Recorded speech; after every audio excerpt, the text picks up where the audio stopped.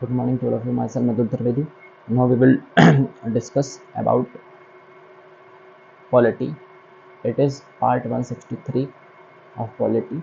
तो आज हम बात करेंगे आर्टिकल 93 के बारे में और आर्टिकल 92 के बारे में। तो आर्टिकल 93 और आर्टिकल यहाँ पे लाइट पड़ रही है मैं भी, तो यहाँ पे मैं लिख रहा हूँ डिप्टी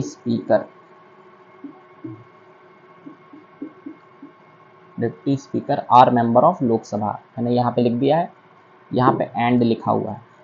तो कहने का मतलब है आर्टिकल 93 किसके बारे में बात करता है? तो आर्टिकल 93 जो आर्टिकल 93 है वो किसके बारे में बात करता है? तो आर्टिकल 93 और आर्टिकल 94 तो ये किसके बारे में बात करते हैं? स्पीकर और डिप्टी स्पीकर। तो अब हम समझते हैं आर्टिकल 93 के बारे में।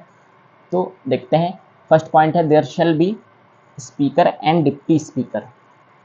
आर्टिकल 93 कहता है कि यहाँ पे हमारे इंडिया में स्पीकर और डिप्टी स्पीकर की पोस्ट होने चाहिए।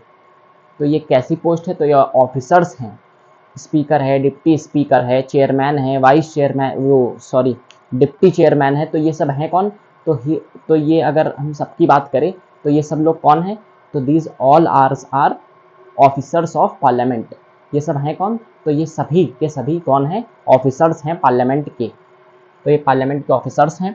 हाँ, तो there shall be speaker and deputy speaker, ये हमने समझा। सेकंड पॉइंट है both speaker and deputy speaker are member of Lok Sabha. ये हमको पता है कि आर्टिकल 93 ये कहता है कि स्पीकर हो चाहे डिप्टी स्पीकर, ये कहाँ से होंगे? हमेशा लोकसभा से होंगे।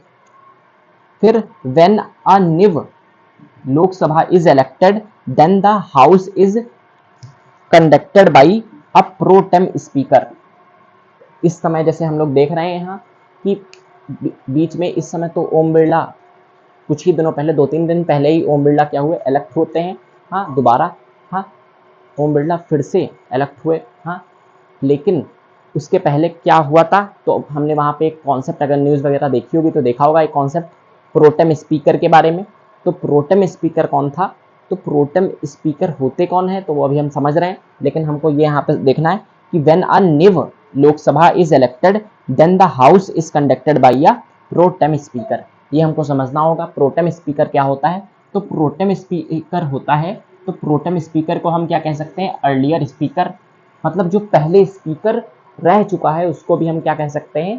Pro tem speaker. तो पहले स्पीकर रह चुका है उसको हम क्या कह सकते हैं? प्रोटेम स्पीकर बना सकते हैं यहाँ पे।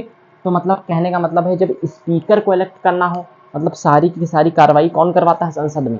तो स्पीकर करवाता है, लेकिन गवर्नमेंट अभी अभी इलेक्ट हुई है, तो अब हमको दोबारा से स्पीकर चुनना है। तो उस समय उसकी सीट पे कौन बैठेगा? तो वहाँ पे उस समय बैठेगा प्रो टेम स्पीकर, ताकि संसद की कार्रवाई आगे चलाई जा सके। तो इसके लिए क्या होगा? जो पुराने स्पीकर रह चुके हैं, अर्लियर स्पीकर, तो उन्हीं को क्या किया जाएगा? As a pro tem speaker रख लिया जाएगा। और अगर ऐसा नहीं है तो प्रेसिडेंट अपॉइंट करेगा प्रो टेम स्पीकर को। तो ये हो गया प्रो टेम स्पीकर का प्रोसेस। या तो अर्लियर स्पीकर होगा, हाँ, जो पहले स्पीकर रह चुका होगा, या फिर अपॉइंटमेंट करेंगे कौन? प्रेसिडेंट। फिर pro tem speaker is for speaker selection purpose.